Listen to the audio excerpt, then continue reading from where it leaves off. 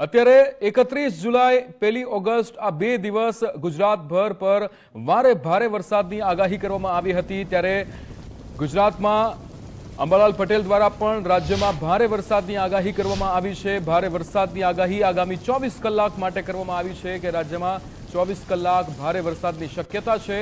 મધ્ય ગુજરાતમાં ભારેથી અતિ ભારે વરસાદની આગાહી કરવામાં આવી છે। મધ્ય ગુજરાતના ભાગોમાં વરસાદ પડી શકે છે। અહીંયા મધ્ય ગુજરાતમાં અમદાવાદ, વડોદરા, ગાંધીનગરના ભાગોમાં વરસાદ પડી શકે છે તેવી આગાહી અંબાલાલ પટેલ દ્વારા કરવામાં આવી છે। જો કે તેવું પણ કહેવામાં આવ્યું છે કે આજે મધ્ય ગુજરાતમાં વરસાદ પડશે, તેની ગતિ થોડી ધીમી રહેશે। સાથે જ ઉત્તર ગુજરાતના ભાગોમાં ભારે વરસાદ પડી શકે તેવી આગાહી કરવામાં આવી છે। સાથે જ જે સિસ્ટમ ગુજરાત પર હતી તે હવે ધીરે ધીરે આગળ વધી રહી છે, રાજસ્થાન તરફ આગળ વધી રહી છે અને રાજસ્થાનમાં વરસાદ પડે તેવી પણ શક્યતા વ્યક્ત કરવામાં આવી છે।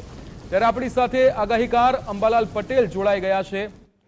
અંબાલાલ કાકા, સૌથી પહેલા તો આપનું સ્વાગત છે ગુજરાત ફર્સ્ટ પર। સૌથી પહેલો સવાલ મારે એ જ પૂછવો છે કે આપણા રાજ્યની જ્યારે વાત કરીએ છીએ ત્યારે મધ્ય ગુજરાતમાં વરસાદ પડશે, ઉત્તર ગુજરાતમાં વરસાદ પડશે તેવી આપે આગાહી કરી છે, પણ રાજ્યમાં વરસાદને લઈને હવે શું સ્થિતિ બની રહી છે?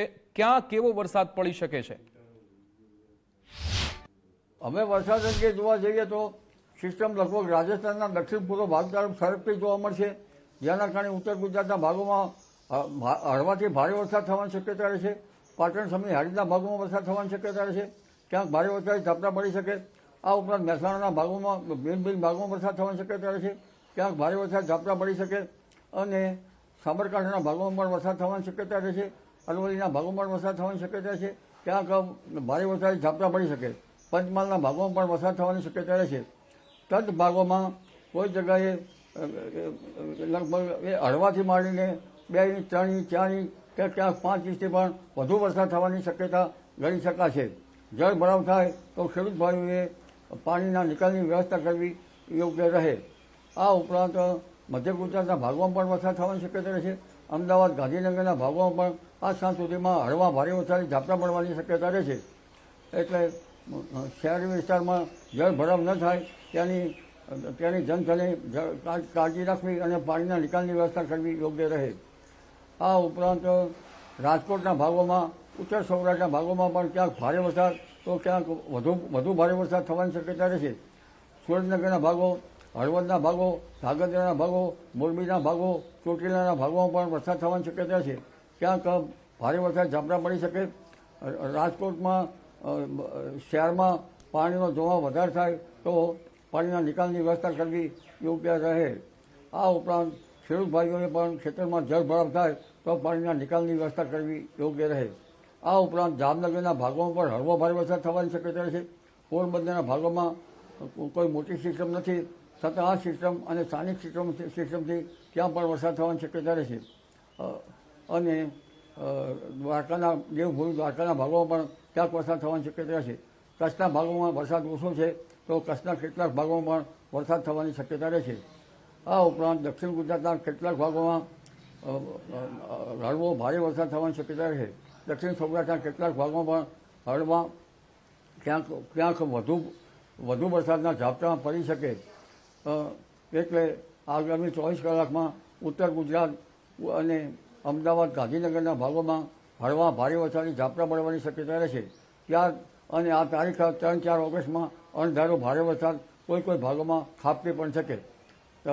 આશ્લેષા નક્ષત્રનો વરસાદ મોટા ફુરાનો હવે પડશે, પરંતુ આશ્લેષા નક્ષત્રમાં એક વખત વરસાદ શરૂ થઈ જાય તો તારીખ 8-9 સુધી વરસાદ શરૂ થશે તો વધુ વરસાદ થવાની શક્યતા રહેશે અને પુનઃ પાછો દક્ષિણ ગુજરાતના ભાગોમાં વરસાદી સિસ્ટમ જવાની શક્યતા રહેતા તાપી નદીનું જળસ્તર પણ વધવાની શક્યતા છે।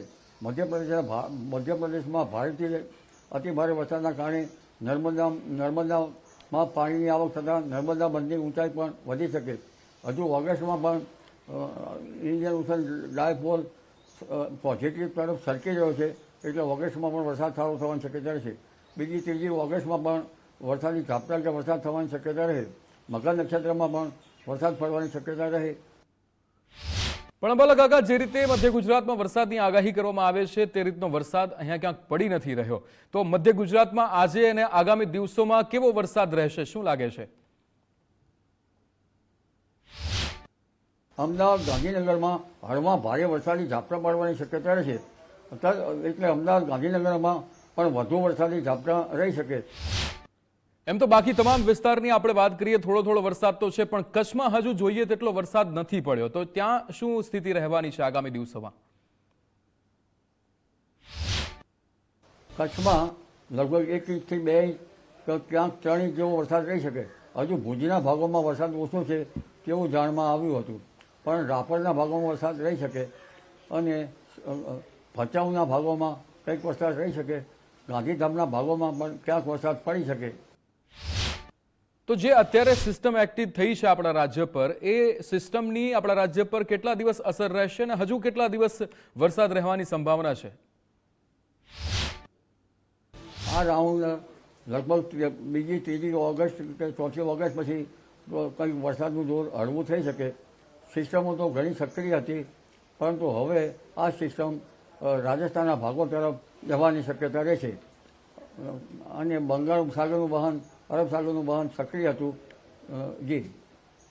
અરબ સાગરનું વહન સક્રિય નહોતું, અરબ સાગરનું વહન નબળું હતું, એટલે પશ્ચિમ સૌરાષ્ટ્રમાં વરસાદ થતો નથી. બિલકુલ. તો ઉત્તર ગુજરાતની તો આપણે વાત કરી, પણ દક્ષિણ ગુજરાતમાં હવે શું સ્થિતિ રહેવાની છે વરસાદની, એ પણ જાણવું છે. ત્યાં વરસાદનું જોર પહેલાં કરતાં ઘટવાની શક્યતા રહેશે. નવસારીના ભાગો, આહવા વલસાડના ભાગોમાં વરસાદ થઈ શકે. સુરતના ભાગોમાં હળવા ભારે વરસાદી ઝાપટા આવવાની શક્યતા રહે. બિલકુલ. તો અંબાલાલ કાકા, એ પણ જાણવું છે કે આ જે વરસાદી રાઉન્ડ છે એ તો હવે પૂરો થવા આવ્યો છે, તો નેક્સ્ટ રાઉન્ડ જે છે એ ક્યારે શરૂ થશે અને અત્યારે એવી કોઈ સિસ્ટમ બનતી જોવા મળી રહી છે કે જે આવનારા રાઉન્ડમાં ભારેથી અતિભારે વરસાદ લાવે? એ વખતે સિસ્ટમો એક્ટિવેટ થવાની શક્યતા રહેશે અને 3જી તારીખમાંથી વરસાદી ઝાપટા પડી શકે અને એ ઝાપટા 8 તારીખ સુધી થઈ શકે. તો 8-9 ઓગસ્ટથી અન્ય સિસ્ટમો પણ એક્ટિવ થઈ શકે, કારણ કે 6 થી 8 ઓગસ્ટમાં બંગાળ ઉપસાગરમાં એક સિસ્ટમ બનવા જઈ રહી છે. ત્યાંનો માર્ગ જો ગુજરાત તરફ હોય તો પુનઃ સિસ્ટમ એક્ટિવેટ થઈ શકે, પરંતુ જ્યારે આસામ તરફ વરસાદ હોય ત્યારે ત્યાંથી ઉલટી સ્થિતિ સિંધ ભોગવે છે. એવું પરંપરાગત જ્ઞાન પ્રમાણે એકબીજાથી વિરુદ્ધ ખાસિયત ધરાવતા ભાગો છે. એટલે જો આસામ બાજુ વરસાદ ઓછો હશે તો દેશના પશ્ચિમ ભાગમાં વધુ વરસાદ રહી શકે.